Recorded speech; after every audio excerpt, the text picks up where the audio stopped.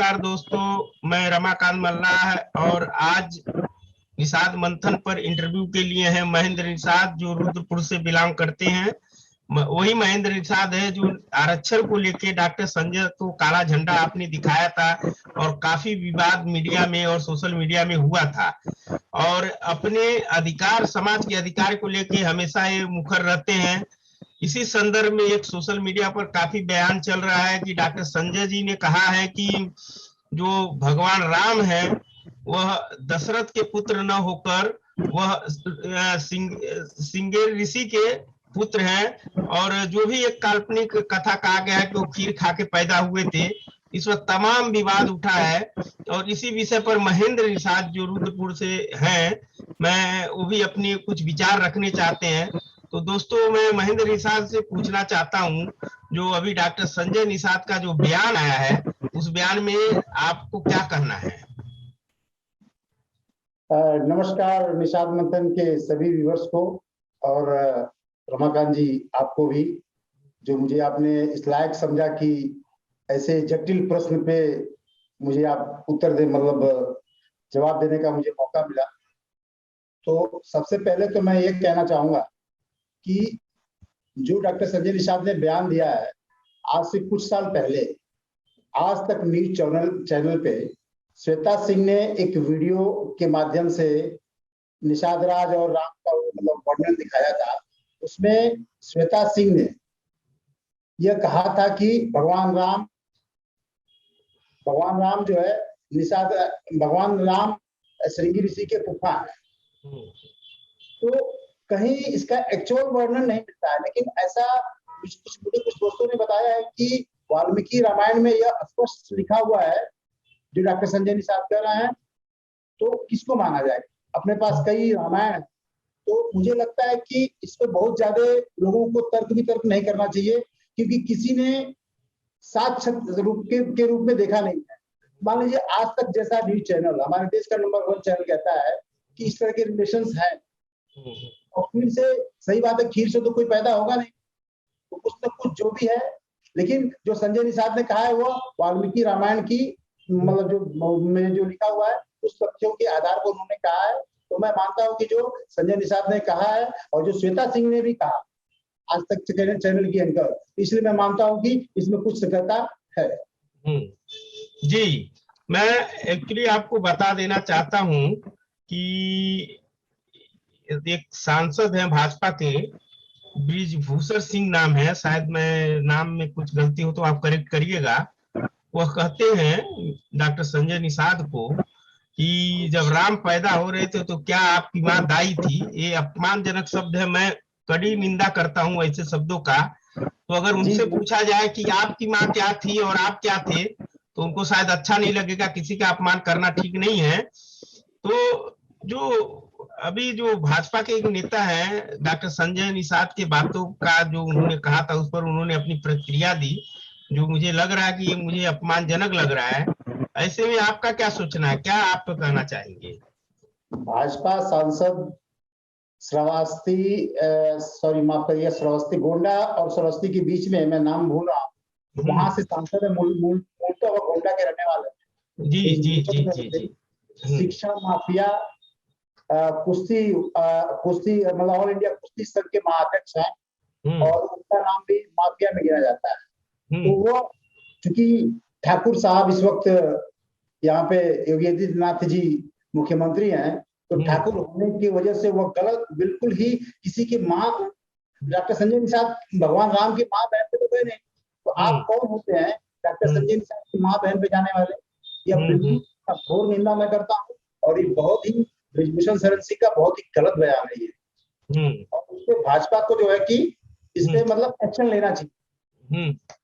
नहीं देखिए, जी, भाजपा तो हमेशा देखिए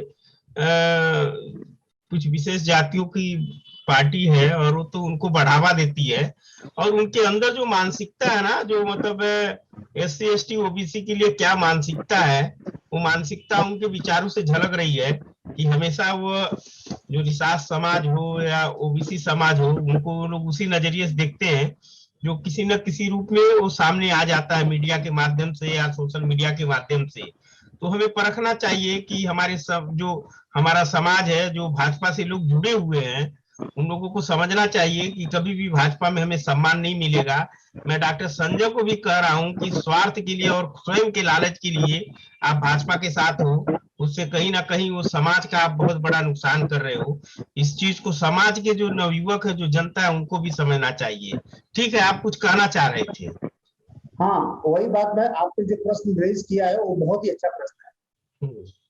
अति पिछड़ी जातियां जो जय श्री राम कहने पे जो है अपने आप को उबाल मार लेते हैं, वो देखें कि एक निषाद जाति का एमएलसी और किसी पार्टी का राष्ट्रीय अध्यक्ष थोड़ा सा यदि राम भगवान के बारे में जो बयान देता है, किस तरह यह लोग या उच्च जाति वाले आग बबूला हो जाते हैं और उनकी मां बहन करने लगते हैं। तो ये छोटी जातियों को देखना होगा कि आपका जो हित है वो भारतीय जनता पार्टी में कतई नहीं है, और ये सिर्फ आपको गुलाम बनाने की एक साजिश चल रही है।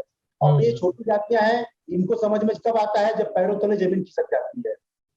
तो मैं तो यही कहूंगा कि ब्रिजभूषण शरण सिंह को, और उसमें गलती तो डॉक्टर संजय निषाद की है, जब भाजपा ने वादा करके आपको निषाद आरक्षण नहीं दे रही है।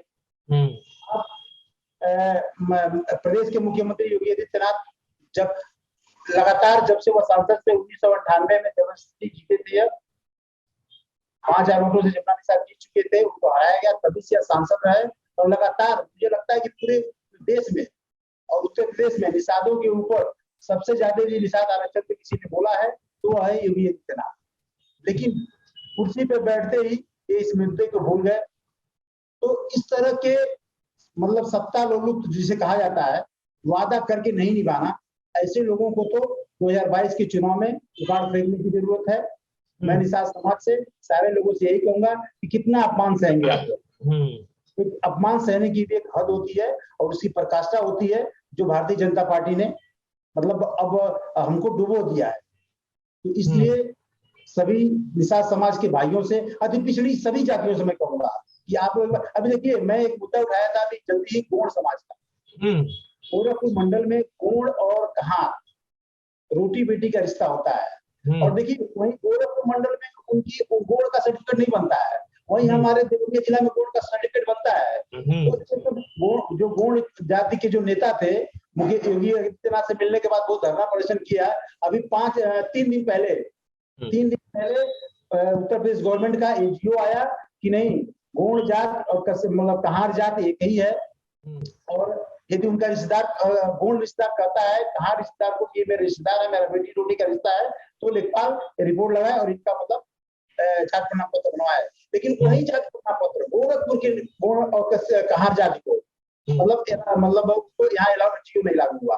तो हमारे देश में खासकर उत्तर प्रदेश में तो इस तरह की मतलब जो कमीशन ने जो मतलब सर्वे किया, वो बहुत ही गलत सर्वे किया। और बहुत ही दुर्भाग्य है कि हमारे समाज के लोग बहुत ही कम पढ़े लिखे लोग हैं, भावनात्मक रूप में बह जाते हैं, और बिल्कुल सोचने समझने की इनकी चुनाव के समय इनकी शक्ति क्षीण हो जाती है। बटन कहीं और दबाना होता है, दबा कहीं और देते हैं, जिसका परिणाम हम लोग पिछले 22 सालों से हम भुगत रहे हैं। ये निषाद आरक्षण का मुद्दा पिछले 22 सालों से लगातार चल रहा है, इसके ऊपर रोटियां सीखी जा रही हैं। जो नहीं मांग रहा है उसको दे दिया जा रहा है, लेकिन निषाद समाज को नहीं दिया जा रहा। इसके पीछे की बहुत बड़ी साजिश इनको यह लगता है, मतलब जो ये नेता है भारतीय जनता पार्टी के, यदि निषाद समाज को हमने अनुसूचित का आरक्षण दे दिया तो यादव ब्राह्मण और ठाकुर को दबा के निषाद जो है इस देश में राज करना शुरू कर देगा। इसीलिए बहुत गहरी साजिश हम लोगों के साथ खेली जा रही है। जी बिल्कुल, इस बात से आपकी जो बात है उससे ये प्रतीत होता है कि जो भाजपा है, तमाम जो बड़ी राष्ट्रीय लेवल की पार्टियां हो, निषाद समाज को सिर्फ और सिर्फ वो फुटबॉल समझ रही हैं। क्यों? इसका वजह ये है कि हमारे समाज में जो नेता समाज का जो नेतृत्व करने का दावा करते हैं, कहीं ना कहीं वो स्वार्थी हैं।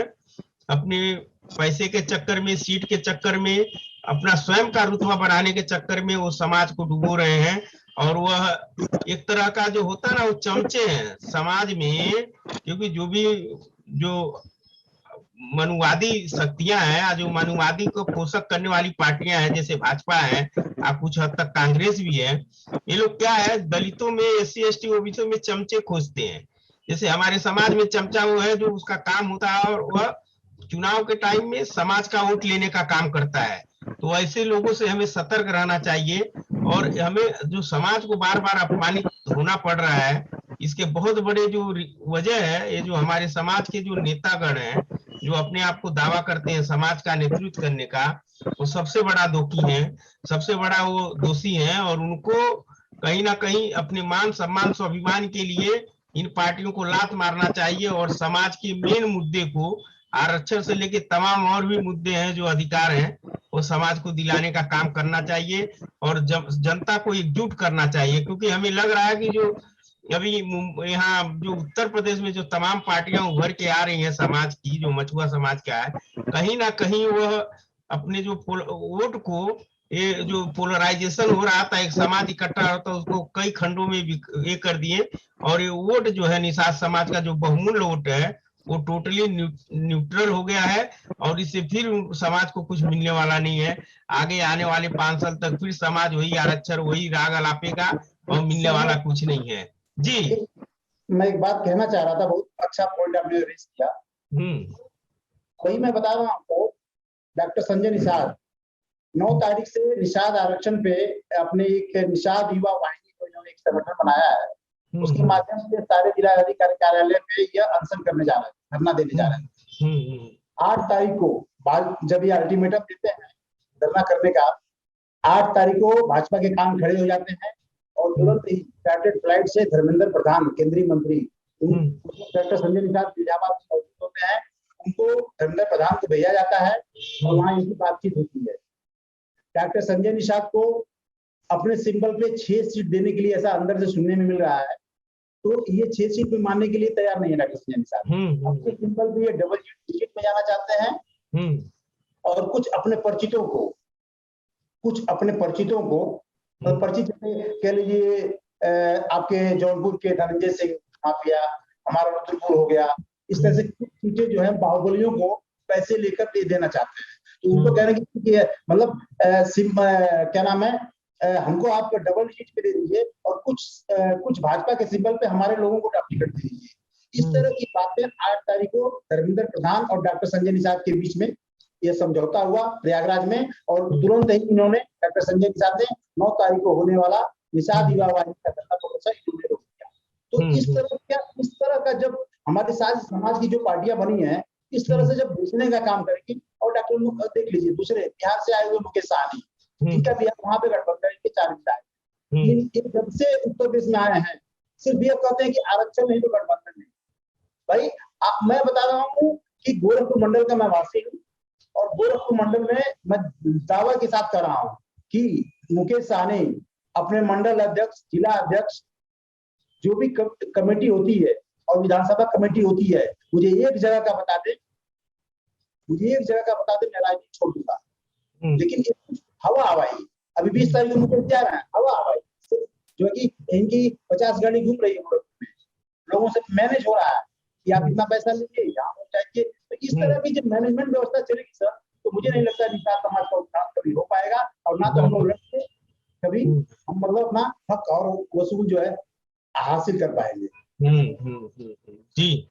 जी, तो देखिए अभी जो हम लोग की बातें हुई हैं, जो राम को लेके, दशरथ को लेके, निषाद मंथन का ये दावा है कि ये जो राम की कथा है वो काल्पनिक है, और निषाद राज का जो निषाद राज तो प्रत्यक्ष है, उनकी जो भी है, उनका किला है, लोग देखने जाते हैं वहां पर, वो तीर्थ स्थान बन गया है। लेकिन राम भगवान का जो भी जिनका आस्था है, मुझे लगता है कि जब तक किसी चीज का प्रूफ नहीं है, तो तब तक उसको मानना ठीक नहीं है। और मैं ये भी जानता हूँ कि मेरा ये कल्पना है कि राम और निषाद राज में कोई संबंध नहीं है, न था, ये जानबूझ के संबंध बनाया गया है। संबंध का जो उद्देश्य है, कहीं ना कहीं जातीय व्यवस्था को बनाए रखना जरूरी है। ये जो मनुवादी सोच वाले लोग हैं, उन्होंने तमाम लोगों को नए नए भगवान बना दिए, नए मतलब लोगों को हर जाति का भगवान हो गए, और हर जाति से रामायण का कनेक्शन है। ये संभव नहीं है।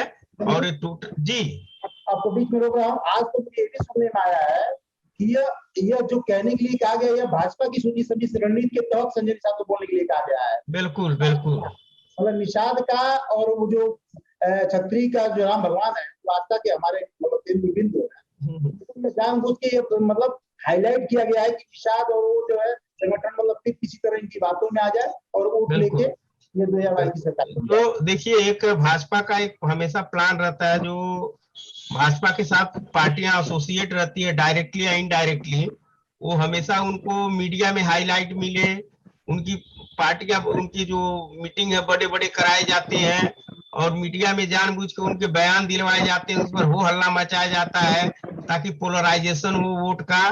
तो ये राजनीति है, और जब चुनाव नजदीक आता है तो बोलते हैं बोल बिगड़ गए, ये हो गए, वो हो गए, डॉक्टर संजय फलाना ढिकाना ने विवादित बयान दिया। तो ये विवादित बयान एक सुनियोजित होता है, और इस चीज पर जो हमारे दर्शक हैं, हमारे जो मतलब समाज के, निषाद समाज के, जो मछुआ समाज के वोटर हैं, जो लोग हैं, उनको थोड़ा भी डाइवर्ट नहीं होना चाहिए, थोड़ा भी इमोशनल नहीं होना चाहिए।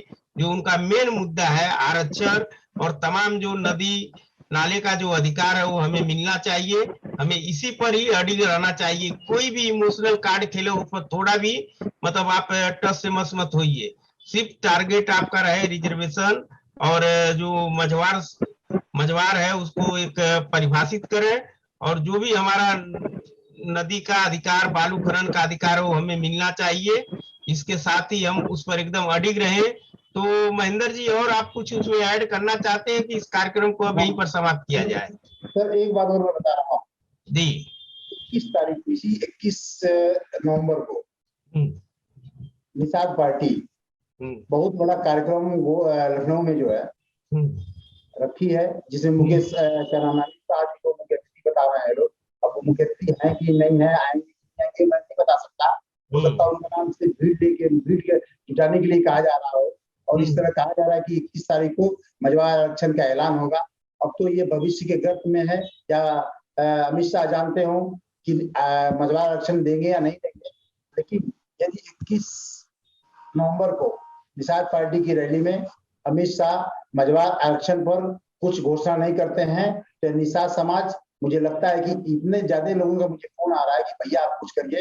तो यदि 21 तारीख को कोई फैसला नहीं आता है तो आगे, क्योंकि समय बहुत कम रह गया है, तो इस बीच में सारे उत्तर प्रदेश के सारे संगठन मिलकर एक बहुत बड़ा आंदोलन 21 तारीख के बाद, मतलब उसको देखने के बाद करने की तैयारी में लखनऊ में है। महेंद्र जी, मेरा ये मानना है, चुनाव के पीरियड में, चुनावी भाषण में जब कोई नेता वादा करता है तो हमेशा वो खोखला ही होता है, तो उस चीज को मानने की जरूरत नहीं है। इनको आरक्षण देना होता है तो अब तक इन्होंने क्या किया? योगी आदित्यनाथ स्वयं अपने स्पीच में निषाद समाज को कह चुके कि उनको आरक्षण मिलना चाहिए। इनका 5 साल हो गया, इन्होंने कुछ सोचा नहीं। ये धूर्तता है, और आरक्षण तो नहीं मिलेगा, मुझे पता है। अगर ये बोलते हैं कि मैं परिभाषित करेंगे चुनाव के बाद, तो कुछ होने वाला नहीं है। इस बात को आप नोट करके रखिएगा। ये मैं जो पीछे का इनका इतिहास रहा है, वो मतलब कहीं ना कहीं वो छल कपट वाला इतिहास रहा है, तो इस पर विश्वास करना बिल्कुल उचित नहीं है। और डॉक्टर संजय जो है, बिल्कुल आप जो कह रहे हैं कि भीड़ जुटाने का इनका ट्रिक है, तो हो सकता है कि अमित सिंह घोषणा करेंगे, ऐसा कुछ होने वाला नहीं। और घोषणा भी कर देंगे तो कंप्लीट होगा नहीं, जब तक हाथ में सर्टिफिकेट नहीं आएगा, जब तक उसका लाभ नहीं मिलेगा, तब तक ये मानने की जरूरत नहीं है। मैं वही फिर कह रहा हूं कि जो आपका जिसमें अडिग रहना चाहिए, आरक्षण और जो मछुआ समाज का जो अधिकार है, बालू खनन और मच्छी मारने का जो भी अधिकार है, वो हमें हर हाल में मिलना चाहिए। इससे कुछ कम नहीं होगा, चाहे बहलाने का, फुसलाने का। इस जो चुनावी पीरियड में तमाम लोग इसका कहीं ना कहीं वो तमाम घोषणाएं करेंगे, चाहे कांग्रेस हो चाहे बीजेपी हो।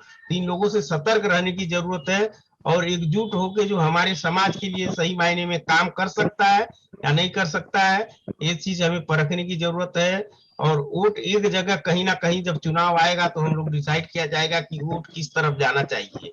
अभी इनके बहकावे में बिल्कुल नहीं आना चाहिए। मैं बोला ना, ये लोग एक चमचे एजेंट हैं पार्टियों के। जो हमारे नेतागण हैं, ज्यादातर देखा गया है कि ज्यादातर लोग एजेंट हैं, वो हमारी वोट लेते और उनको बेच देते हैं पैसे में।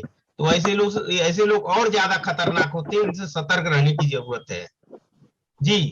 तो अब मुझे लगता है जी, आपने जो बात कही बिल्कुल सही कही। ये बताइए यदि 21 तारीख को घोषणा हो जाती है तो महज जब घोषणा होगा तो सर्टिफिकेट जब तक बन ना जाए, मतलब हाथ में जो हम हैं जैसे, तो हमारे हाथ में जब तक ना आ जाए, मुझे लगता है कि ये सिर्फ एक चुनावी स्टंट होगा, चुनावी लॉलीपॉप होगा। कुछ नहीं है। चुनाव अगर घोषणा भी कर देते हैं तो जब तक हाथ में सर्टिफिकेट नहीं आता, मान के चलिए सर्टिफिकेट आज चुनाव में कितना लोग बनवा लेंगे, उसके बाद इनवैलिड हो जाएगा।